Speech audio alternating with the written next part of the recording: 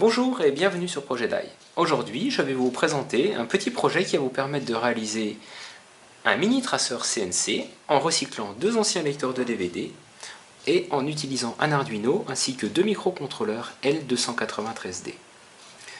Alors la première opération consiste à retirer le mécanisme du lecteur de DVD et à retirer du chariot l'intégralité du système laser.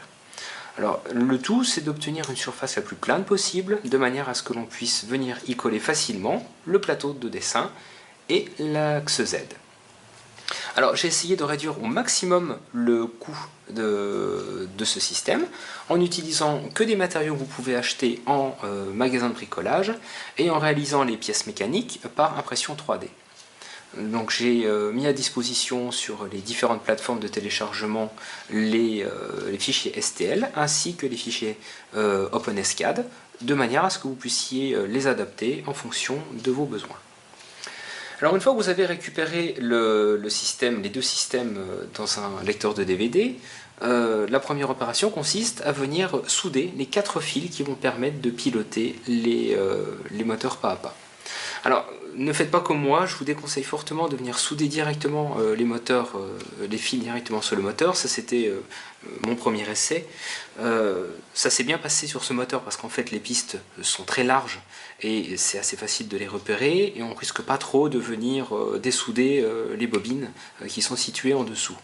Par contre, sur l'axe Y, je n'ai pas bien travaillé et je veux dire que j'ai dû m'y reprendre à plusieurs fois et aller ressouder directement les fils sur les bobines. Donc le mieux, c'est carrément d'utiliser un cutter, de venir séparer chaque piste au niveau de la nappe et ensuite de venir souder fil à fil. Et ensuite, vous venez avec de la gaine thermo correctement protéger les connexions. Et là, vous n'aurez pas de problème. Alors, pour continuer, donc on a récupéré les deux supports. La première chose à faire est de venir fixer l'axe X sur la plaque de base. Alors, je n'ai pas mis les dimensions parce qu'en fait, vous verrez que vous aurez des dimensions différentes en fonction des châssis. En gros, vous avez 85 mm d'écartement. Par contre, la largeur peut changer, la longueur peut changer. Donc, le mieux, c'est de venir placer manuellement, de repérer, de percer, donc là j'ai mis du M4 sur les entretoises, et ensuite vous avez simplement besoin de 4 vis, à l'exception, en fonction du plateau, de la manière dont vous allez le coller, vous allez peut-être devoir recouper les vis, donc partez sur du M4 x 40 ou du M4 x 30 en fonction de la mécanique de votre système. Alors une fois que vous avez fixé l'axe X, vous pouvez maintenant venir placer les deux montants qui vont supporter l'axe Y. Alors j'ai cherché assez longtemps le positionnement correct et finalement je me suis aperçu qu'en venant coller directement les montants contre l'axe X, ça marche très très bien. Donc je vous ai mis à disposition également un jeu d'équerre. Mais vous pouvez utiliser des équerres qu'on achète en magasin de bricolage. J'ai trouvé que c'était plus sympa d'avoir des pièces de couleur homogène pour réaliser le montage, mais ça fonctionne très bien.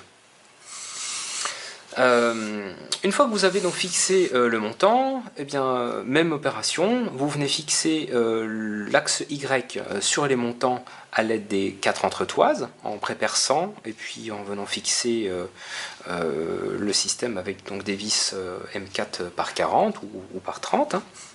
Donc j'ai mis une rondelle pour fixer le tout. Voilà.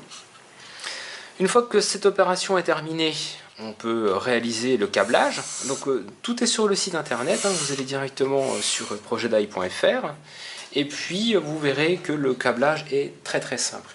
Donc comme je vous l'ai dit au début, j'ai utilisé deux microcontrôleurs L293D, un pour chaque axe. Alors je ne vais pas rentrer dans le détail du L293D, je ferai un article dédié.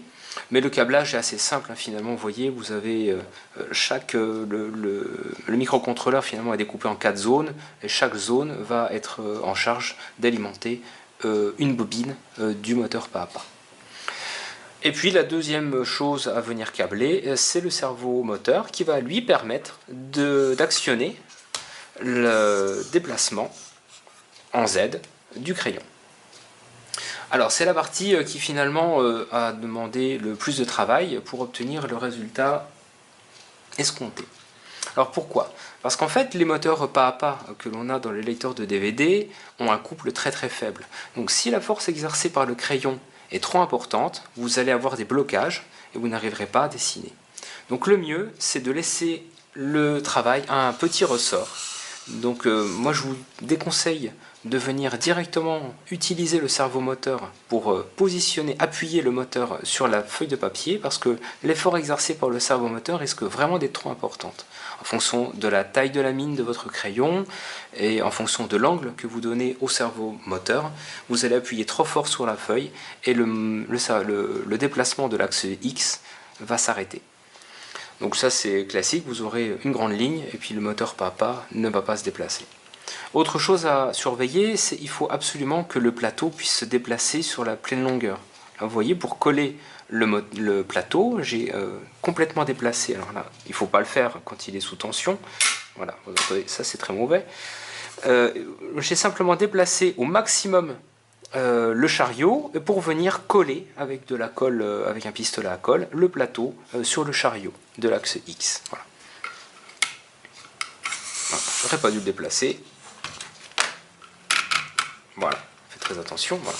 Alors pour l'axe Z, le support crayon, j'ai dessiné et pareil mis à disposition tous les fichiers CAO, donc réalisés avec OpenSCAD. Et en fait, il est constitué de 3 pièces. La première, alors je vais le démonter, comme ça vous verrez que c'est très simple pour réaliser l'assemblage. Voilà.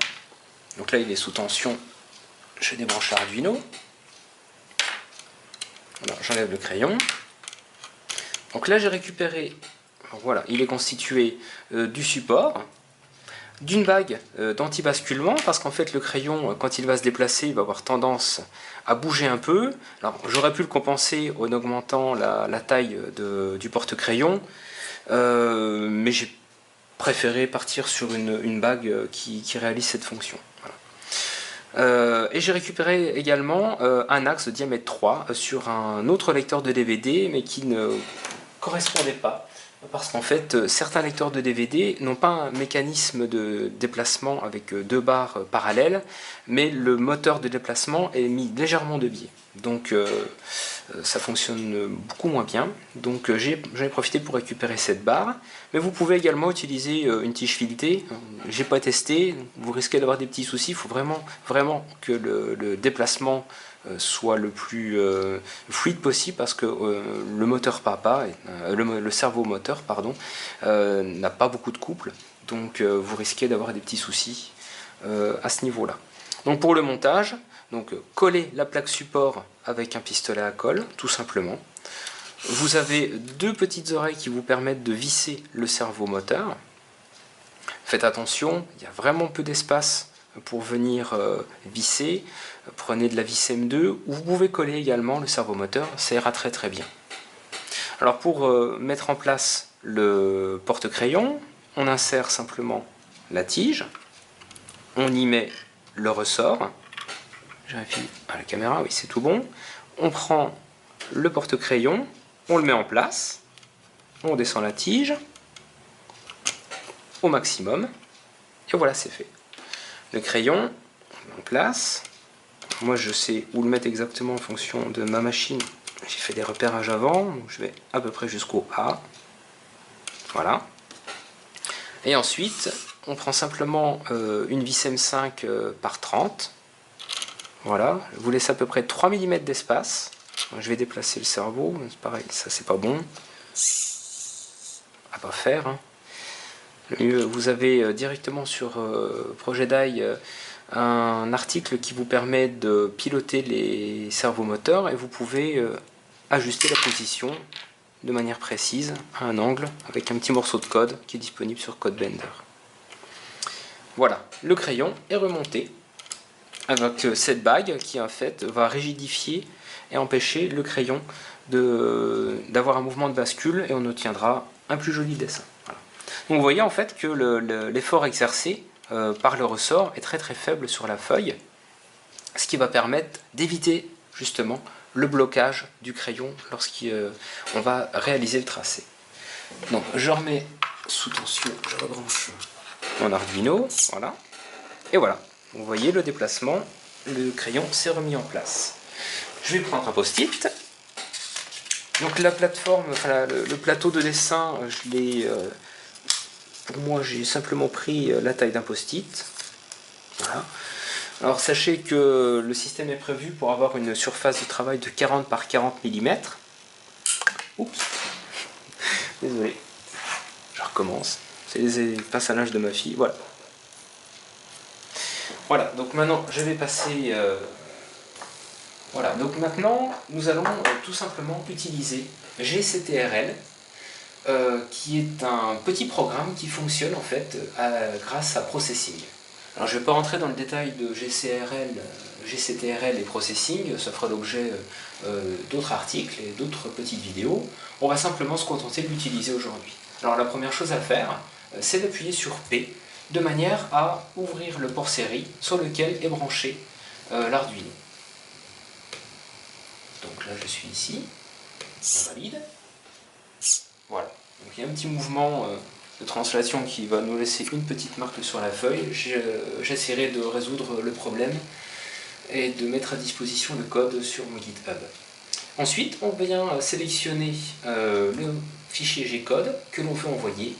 Donc là, j'ai préparé un petit tracé qui va nous permettre de réaliser le tracé d'un mignon. Voilà. Alors là, vous êtes sans filet. Hein. Dès que vous avez sélectionné le fichier, GCTRL va envoyer directement les instructions sur le port série et sa trace. Donc c'est pour ça qu'il faut avoir bien préparé sa feuille, vous assurer que rien ne risque de bloquer le mouvement des axes, et on est parti. Voilà. Donc sur Processing, vous avez le déroulement du programme que vous pouvez suivre à l'écran. Vous avez les coordonnées en fait en direct.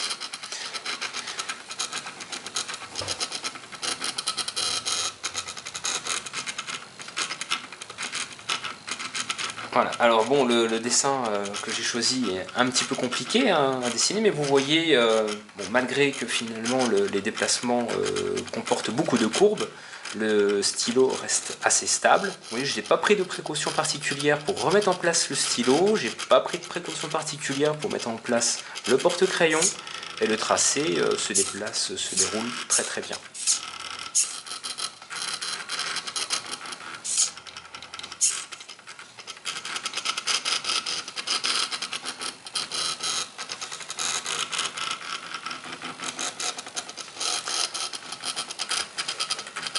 Donc je vais accélérer un petit peu la vidéo et puis je vous retrouve à la fin du tracé.